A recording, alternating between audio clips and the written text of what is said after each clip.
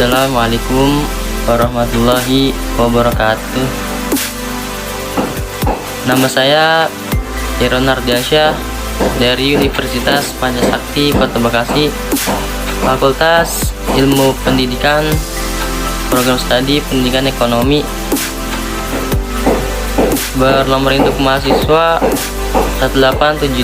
1872150161 kelas Malam B. Ingin mempresentasikan ujian akhir semester 1 mata kuliah Pendidikan Agama Islam berdosen pengampu Bapak Salahuddin MPD. Baik, di sini saya akan menjelaskan atau presentasi saya yang bertema akhlak. Langsung saja, akhlak berasal dari bahasa Arab dari kata khuluq yang berarti tingkah laku, tabiat atau peragai. Secara istilah, akhlak yaitu sifat yang dimiliki seseorang, telah melekat dan biasanya akan mencermin dari perilaku orang tersebut. Kata akhlak disebutkan dalam Quran surat Sad ayat 46 berikut ini. A'udzubillahi minasyaitonirrajim. Inna akhlasnahum bi khalisatin dzikraddar. Yang artinya, sesungguhnya kami telah mensucikan mereka dengan menganugerahkan kepada mereka akhlak yang tinggi, yaitu selalu mengingatkan manusia kepada negeri akhirat.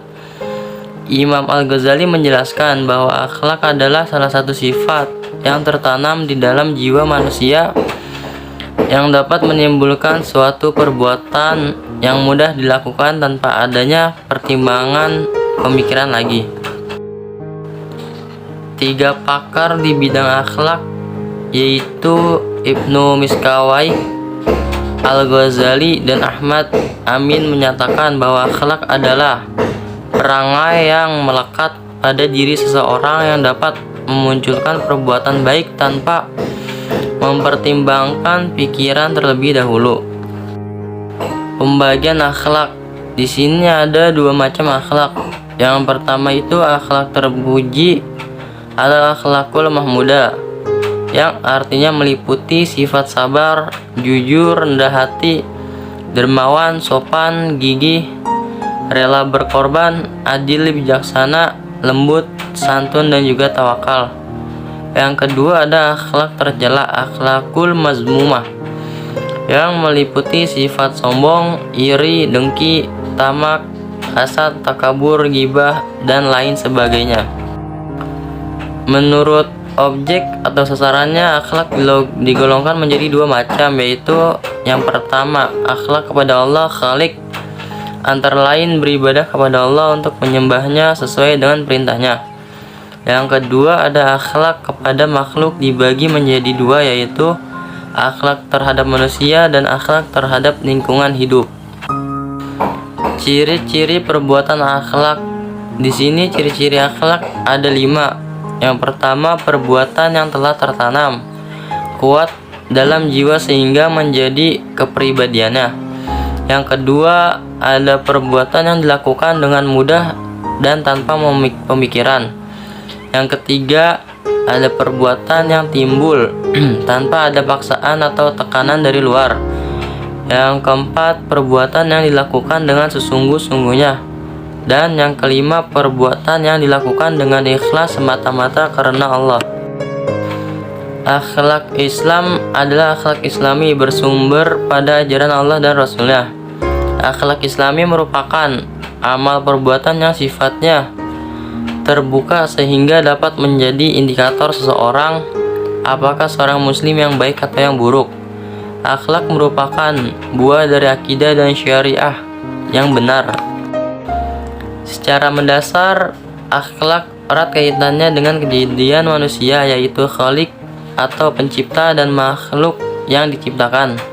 Rasulullah diutus untuk menyempurnakan akhlak, yaitu untuk memperbaiki hubungan makhluk dengan Khalik dan juga hubungan baik antara makhluk dengan makhluk. Indikator akhlak. Kebaikan bersifat mutlak, yaitu kebaikan yang terkandung dalam akhlak merupakan Kebaikan murni dalam lingkungan, keadaan, waktu, dan tempat apa saja. Kebaikan bersifat menyeluruh, yaitu kebaikan yang terkandung di dalamnya kebaikan untuk seluruh umat.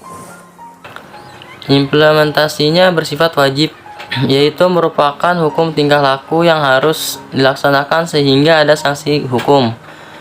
Pengawasan bersifat menyeluruh, yaitu melibatkan pengawasan Allah Subhanahu wa taala dan manusia lainnya karena sumbernya dari Allah Subhanahu wa taala. Di sini ada akhlak terhadap Allah. Akhlak terhadap Allah Subhanahu wa taala dapat terlihat dari adanya hukum perintah dan karangan dengan tujuan menegakkan keteraturan dan kelancaran hidup manusia itu sendiri. Dalam pelaksanaan hukum tersebut terkandung nilai-nilai akhlak terhadap Allah Subhanahu wa taala, contohnya ikhlas, khusyuk, sabar, syukur, tawakal, dan juga doa. Di sini juga ada akhlak terhadap keluarga, contohnya berbuat baik pada ibu dan bapak sesuai Quran surat Al-Ahqaf ayat 15. Yang kedua, sangat jelas bahwa Islam mengatur tata pergaulan hidup dalam keluarga yang saling menjaga akhlak. Dalam Islam, semua anggota keluarga memiliki hak dan kewajiban yang sama-sama harus dilaksanakan. Contoh yang terakhir yaitu seluruh anggota keluarga berperan untuk memberikan kontribusi menciptakan keluarga yang sakinah, mawaddah, warahmah. Dan di sini ada akhlak terhadap masyarakat. Ada 5 contoh. Contoh yang pertama yaitu mengucapkan salam jika bertemu. Sesuai Quran surat An-Nur ayat 27 sampai 28. Tidak boleh menyebarkan berita bohong, tidak memalingkan muka dari manusia karena sombong dan angkuh sesuai Quran surat Al-Luqman ayat 18 sampai 19. Tidak curang dalam takaran jual beli sesuai Quran surat Al-Mutaffifin ayat 1 sampai 3. Dan juga utang piutang dicatat dengan sebaik-baiknya, teliti dan jujur sesuai Quran surat Al-Baqarah ayat 288. Baik, mungkin sekian presentasi dari saya. Kurang lebihnya mohon maaf. Wabillahi taufiq wal hidayah. Wassalamualaikum warahmatullahi wabarakatuh.